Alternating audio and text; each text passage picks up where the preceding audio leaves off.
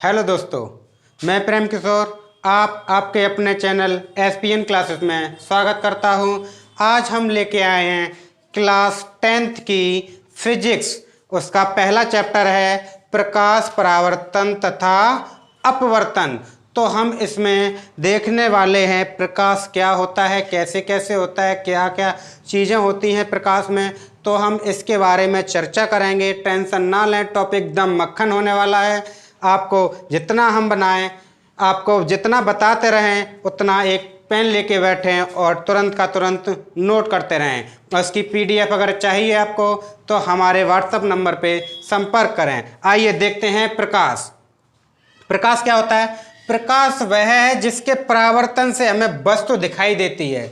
ये तो आपकी सिंपल डेफिनेशन हो गई, लेकिन अगर हम ये आपकी डेफिनेशन पेपर में लिख के आ रहे हैं तो आपको टीचर क्या करेगा? अगर 1 नंबर की डेफिनेशन है तो आधा नंबर दे के रवाना कर देगा। तो हम फिजिक्स के तरीके से इसकी डेफिनेशन देखते हैं। तो फिजिक्स के तरीके से डेफिनेशन क्या होती है? नंबर फर्स्ट पॉइंट में आता है प्रकाश क्या होता है। प्रकाश एक विद्युत चुंबकीय तरंग है। लिखते जाएं साथ ही साथ, प्रकाश एक विद्युत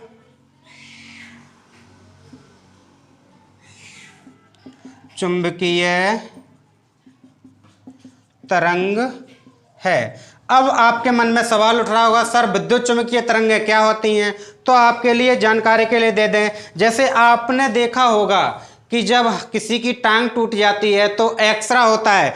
तो जो एक्सरे किरणें होती हैं वो आपकी विद्युत चुंबकीय तरंगें होती हैं।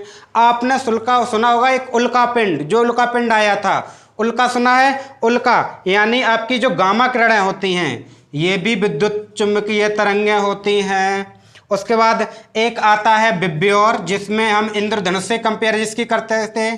विब्योर, इसकी इंद्रधनुष से कंपेयर करते थे। इसमें भी आपकी चुंबकीय तरंगें होती हैं। आपने कभी देखा होगा रेडियो रे, ये भी आपकी चुंबकीय तरंगें हैं। आपने कभी यूज किया होगा माइक्रो रेड रे। टीवी सभी ने देखी होगी, अच्छे से चलाते भी। और रिमोट देखा है? रिमोट आपने?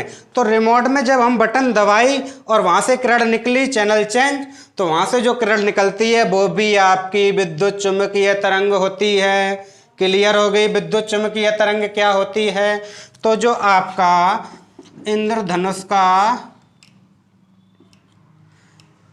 इंद्रधनुष की जो चुंबकीय तरंगें होती हैं वो कुछ इस प्रकार चलती हैं। इसकी जो सबसे अधिक होती है वो होती है 3500 एंगस्ट्रॉम से।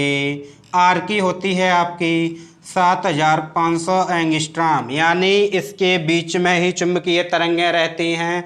तो हम यहाँ से अगला पॉइंट लिखें, तुरंत पेन उठा लें और लिखना स्टार्ट करें। क्या होता है? इसकी जो चुंबकीय तरंगें होती हैं वो कितने से कितने तक रहती हैं? 3500 एंगस्ट्रॉम से 7500 एंगस्ट्रॉम। ठीक है, आपको जानकारी के लिए बता दें हम, 1 एंगस्ट्रॉम में होता है आपका 10⁻⁻10। ठीक है, और यहाँ पे देखते हैं नंबर तीसरा, प्रकाश सीधी रेखा में गमन करता है। थर्ड पॉइंट देख लें कैसे गमन करता है। तो यहां से हो जाएगा प्रकाश सीधी रेखा में गमन करता है। तो देखें यार, हम क्या करें, एक कार्डबोर्ड लें। कार्डबोर्ड लिया आपने, कार्डबोर्ड रख लिए यहाँ पे, क्रम से कार्डबोर्ड रखे। तो यहाँ से आपके क्या रखे? ये कार्डबोर्ड। यहाँ पे हम क्या करें, एक मोमबत्ती जलाएं और इसमें सभी में बराबरी पे छेद करें, यानी सीध पे। तो यहाँ से आपको एक किरण दिखेगी निकलती हुई, तो आप वहाँ से निकाल सकते हैं प्रकाश एक सीधी रेखा में गमन करता है। यदि आपने क्या किया, ये छेद ऊपर नीचे कर दिए तो क्या होगा? आगे वाले कार्डबोर्ड में प्रकाश नहीं गुजरेगा। तो वहाँ से आप सिद्ध कर सकते हैं प्रकाश सीधी रेखा में चलता है।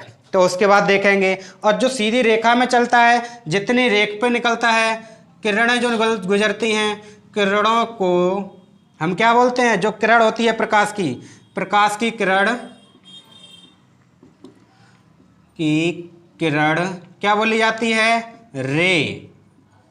ठीक, जो प्रकाश की किरण होती है उसे बोलते हैं रे। और अगर प्रकाश के समूह, जो आपका अगला पॉइंट है 5वां, देखें 5वें में प्रकाश का जो समूह निकलता है, यानी समूह जो किरणें जाती हैं समूह में, इसकी तो रे निकल गई, इसके जब समूह चलते हैं, जब समूह चलेंगे तो समूह को कहते हैं किरण पुंज। क्लियर है? अगर एक किरण है तो वो रे बोली जाएगी, और अगर काफी किरणें एक साथ जा रही हैं तो वो क्या बोले जाएंगी? किरण पुंज। उसके बाद हम देखते हैं प्रकाश। आपको यहाँ पे पता चल गया संचलन के लिए इसकी आवश्यकता क्या होता है। जब हमारा संचलन होता है, अभी आपके मन में विचार उठ रहे हैं क्या प्रकाश कैसे चलते हैं, कैसे नहीं चलते हैं। तो जो आपके प्रकाश होते हैं, संचरण के लिए माध्यम की आवश्यकता नहीं होती है। संचरण देखेंगे, संचरण के लिए आवश्यकता कैसे नहीं होती है वो चीज़ देखें आप। जैसे आपने देख लिया हमारी ये अर्थ है, यहाँ क्या है? सन यानी सूरज। तो यहाँ से देखेंगे पृथ्वी से जब बाहर जाएंगे पूरा वायुमंडल है, वायुमंडल में ऐसा तो कोई नहीं है कि यहाँ दीवार खड़ी है, यहाँ दीवार खड़ी है जिसको भेद के वो आ रही है, नहीं, सब और ही वायु फैली हुई है, कोई दिक्कत नहीं, निर्वात है। तो यहाँ से जो किरण आती है, ये जो किरण आती है संचरण में आती है, तो इसकी जो किरण की रेंज होती है वो होती है 3 × 10⁸ मीटर प्रति सेकंड। अब ये मीटर प्रति सेकंड में आया आपका, तो यहाँ से मीटर प्रति सेकंड जब निकालते हैं तो यहाँ से देखें मीटर प्रति सेकंड है, तो मीटर प्रति सेकंड अभी आपको देखने में बहुत छोटा लग रहा होगा, इसे देखें आप 2 3 4 5 6 7 8 मीटर प्रति सेकंड। हम क्या करें, इसे किलोमीटर में चेंज करें अपॉन, जब किलोमीटर में चेंज करते हैं 1000 का भाग लगता है किलोमीटर प्रति सेकंड। 3 जीरो काटो, बचा कितना? इकाई, दहाई, सैकड़ा, 1000, 10,000, लाख, यानी 3 लाख किलोमीटर प्रति सेकंड। अब मालूम पड़ा कुछ ज़्यादा है, यानी 1 सेकंड में 3 लाख किलोमीटर चल जाती है प्रकाश की किरण। तो यहाँ से अगला पॉइंट वही लिखेंगे, निर्वात में प्रकाश की चाल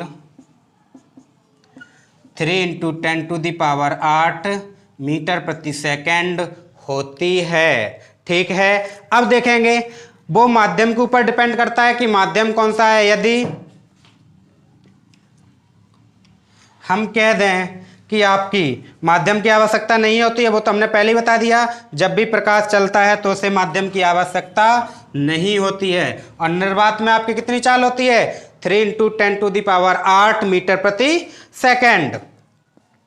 उसके बाद देखते हैं यदि हमारे पास कोई भी माध्यम है, कांच ले लें, तो वो माध्यम के ऊपर डिपेंड करती है। यदि जैसा माध्यम होगा वैसा प्रकाश चलेगा। यदि कांच है, यहाँ से क्या हुआ, प्रकाश आ रही है और यहाँ से सीधा निकल गया, यहाँ से देखेंगे आप आया प्रकाश, यहाँ से कांच से जब गुजरेगी तो इसकी स्पीड कम होगी, तो माध्यम के हिसाब से स्पीड डिपेंड करती है, जल में जा रही है या कांच में जा रही है तो उसके हिसाब से डिपेंड करती है। तो यहाँ से ये होता है प्रकाश। तो हम ये डेफिनेशन ना लिखे, अगर ये बता रहे हैं प्रकाश के बारे में तो आपको पूरे में से पूरे नंबर मिलेंगे, क्योंकि केमिस्ट्री हो या फिजिक्स हो या बायो हो, तो इसमें क्या होता है, जो हमारा प्रकाश यानी फिजिक्स है, केमिस्ट्री है या बायो है, पूरा एक विज्ञान है।